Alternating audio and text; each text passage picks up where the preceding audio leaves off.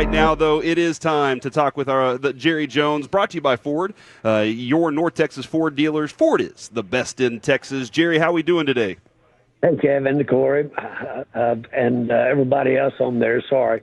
But listen, that's a good idea. We ought to get that bus, or buses. We ought to get that bus and meet up someplace. And the bus would be honored to have you proper gentry on that bus doing a broadcast out of there. And we can check a box of things we've done on the bus. Oh, man, there's a lot of things that I've thought about doing on that bus. Oh, obviously, talking with you, Jerry, would be one of them. Jerry, today we are right down the street from AT&T Stadium at Taco Bueno, the official taco of the Dallas Cowboys. Since it's so close to the stadium, do you swing through this Taco Bueno before or after the games? Well, I do, and of course, one of the biggest customers they have, generally speaking, over the Metroplex. But obviously, we're proud of our relationship association. You know, they're an example. When you touch these brands, Salvation Army, or you touch these brands, it just lifts you. Mm-hmm. And the more you can touch the quality brand of anything, then the more it lifts you. Ford, you know, is almost like a founding father of the country to be associated with them. So I'm a big believer that in touching and in really, if you will, being an advocate for the service or product is a way to expand the interest in the Cowboys. Absolutely. That makes a lot of sense there.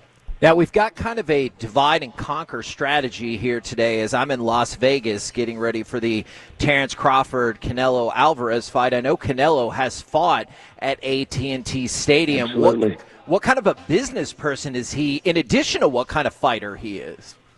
Well, he's outstanding. We've had him there at least on 2, possibly 3 occasions, but I know him. And he's a real credit to sports in general. But boy, is he a sound individual, and the way he's approached his career, and the way he's sustained his ability to compete, and then he's done it at a period of time when really you might say he's been a substantive part of maintaining boxing's profile, and I can't say enough about him. And, boy, if we ever can get him back with a big fight at AT&T Stadium. The last time he fought out there, about 30 minutes before the fight, he came down from the upper deck, and he was out in the stadium. And if my memory serves me well, he was riding some type of lift as he came down. This is before the fight. Wow. And, boy, I admire that. I really admire not only his attention and his interest in having the entertainment associated with it, but how he mixes in the reality of being maybe arguably the world's greatest fighter.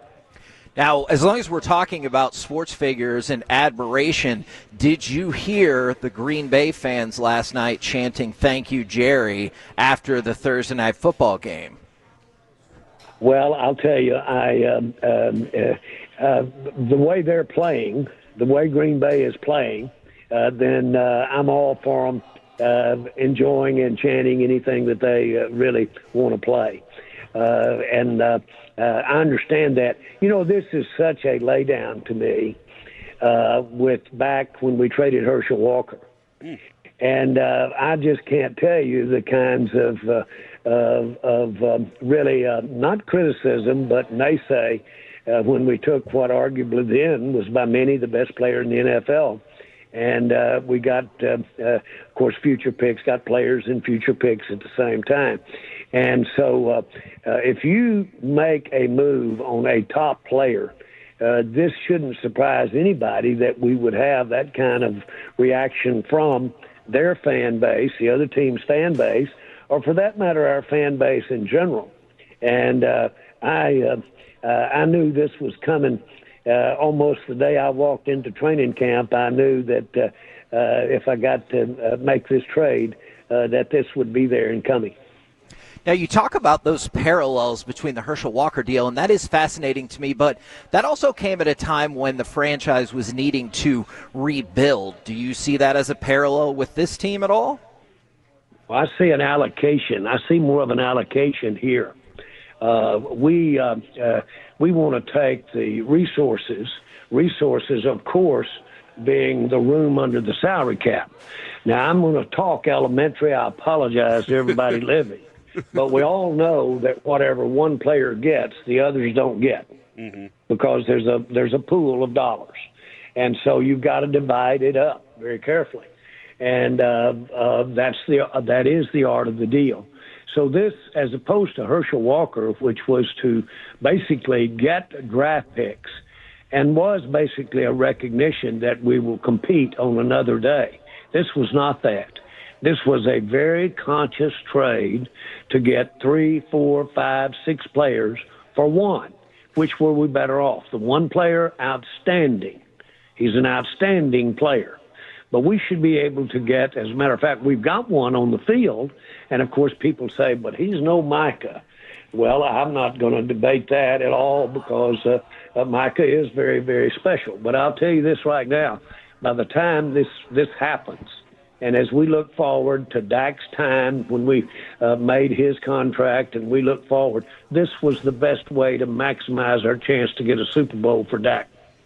Talk with Jerry Jones right here on 105.3 The Fan. Like, I know you were kind of talking about at the beginning of training camp, you knew if a deal had to happen in terms of a trade, some people would be very upset. How far back did any, like, internal discussions happen with the idea of, you know what, we might have to trade Micah? Well, not have to trade.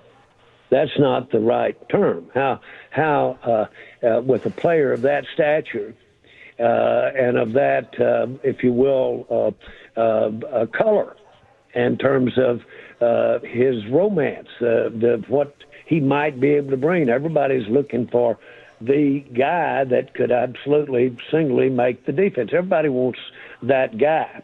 And now we had him for 4 years, and you see what we did for 4 years. And so my point is, one guy doesn't do it. Now, the closest thing there is for one guy to make that much difference is a quarterback. When you start going from there, then, man, you've got to really look at allocating $100 million, $200 million, and allocating that over many players and positions. That's exactly what I did. Jerry, regarding last night's game specifically, and we had this conversation yesterday, and I'm sure you know, Utolo, what is more important to you and the organization, having Green Bay lose more games to up the value of those picks, or having division rivals lose? Well, I don't think this thing will rise and fall with a pick, which you'd be talking about this year's number one of Green Bay's. Yeah. I don't really think it rises and falls. We're going to be getting players in the top 30 players. We've got 2 years of getting Green Bay's top 30 player. And that should do some damage for us. And then we add that to the picks we're going to have anyway, and that should do some damage. Now, by the way, in between that time, there are 31 teams in this, 30 other teams other than the Cowboys playing without Micah right tonight. I mean, this weekend or this week. And so, there's ways to play defense and scheme that don't necessarily involve on any player, whether it be Deion Sanders looking way back or who it is. A lot of people won a lot of games and didn't have Deion Sanders on the field for them. How'd that happen? Well, that's called you've got to have about 40-something, minimum 40-something players to play this game. And so between being available with a nick or an injury, plus at the same time just availability from the numbers of snaps in a game, you can't go out there and rush the passer for 60 plays a game at all. But my point is, all of this weighs into the consideration, and it was so much thought out over the last months that we needed an opportunity to see if our trade was there. Jerry, the yesterday we saw Jadeveon Clowney was coming through. We heard the conversation about that. Steven said that hey, it was an opportunity to get to know him a little bit and him get to know you guys a little bit. The word was that you guys wanted to sign him and he wanted to wait to sign. Do you have an idea that maybe you would want to sign him down the road? And you don't think that maybe you could have those kind of players come through if you did have the Micah deal because that money would already be allocated, right? You said it. Yeah. You said it, and I agree with just how you phrased it. I had a chance to visit with his mother. He got her on the phone while I was visiting with him. And she should be proud of him, and they are proud of him, and he's a heck of a football player. But you're absolutely right. Those are the kinds of things that you can do that, by the way, has been successful in the NFL. That's not unorthodox thinking, is to now you can step out there and get you two guys. Well, those two guys, they can go out there and take 12 or 13 snaps apiece if you got two of them, and they don't get as winded. They don't get as tired. And now you say, well, you're completely forgetting the differentiation between a talent level and, if you will, a rare talent level. Yeah. The more people you have on the field in a sport, the less the rare talent level of any one of them counts. The more people, and we have to have, what, will you give me 22? Certainly 11. And 22 out there at a time. So you can move around. People used to move around from Deion Sanders. Now, a lot of coaches will say it's the moving around from them that creates the impact because you've got to adjust what you're doing with your offense. I thought you coaches were adjusting what you're doing with your offense every time you went out. I'm sorry. Jerry, when you suffer the loss of Deron Bland for at least this week, are you kind of expecting Trayvon Diggs to step up and increase his snap count, or do you have to kind of stay calm and keep him on his little ramp-up track that he's been on? Well, I think it's, frankly, if we need him to have a few more reps to get this game, then I'm sure we'll give him a few more reps. So it'll just be a balance. There certainly has been added a influence to the numbers of snaps the rest of these D-backs will get, Deron not being out there. But, again, that's just boy, you plan on that back in the spring. You know this is going to happen to you. Does that frustrate you that, like, when you just signed a guy that he gets injured, or is that just part of this business? No, I spoke to that when we were at training camp, and I said, just because we signed him doesn't mean you're going to have him. Right. And, of course, that happened to us last year with Dak. And then here you are with Bland. And so you have to watch thinking that your name across a piece of paper is going to absolutely mean free bubbly up and rainbow stew for the rest of your life. It doesn't mean that. Talk with Jerry Jones right here on 105.3 The Fan. Now, this Sunday, Cowboys-Giants, it is outside of a divisional game. It is a historic game, the 1,000th regular season game of the Dallas Cowboys. Now, a lot of people have put out articles and such about, the greatest Cowboys of all time. I know you've seen a ton of them. Do you have a singular pick for the greatest Dallas Cowboys player in franchise history?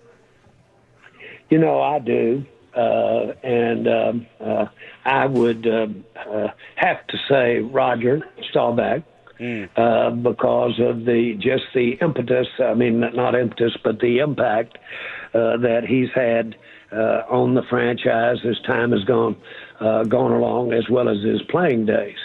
Our Ring of Honor is not supposed to be about the one that threw the most touchdowns or one that made the most tackles. It's supposed to be about who has lifted the franchise to another level in their own way. So I would say that Roger certainly holds that in my eyes. And I'll never forget, I came down here.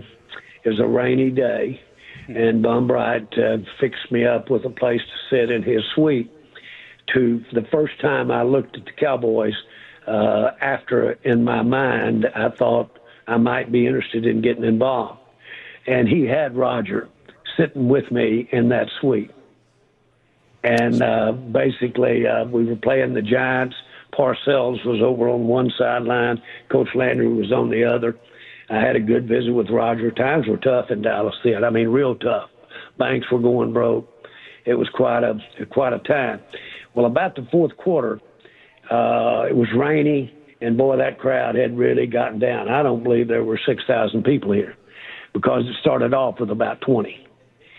And I decided I would go down, and I went on a bleacher type. And I sat on a bleacher, and that old rain was kind of drizzling down. And in the seats, there were beer cans and whiskey bottles because you couldn't sell any alcohol at old Texas Stadium then. You brought it in coolers.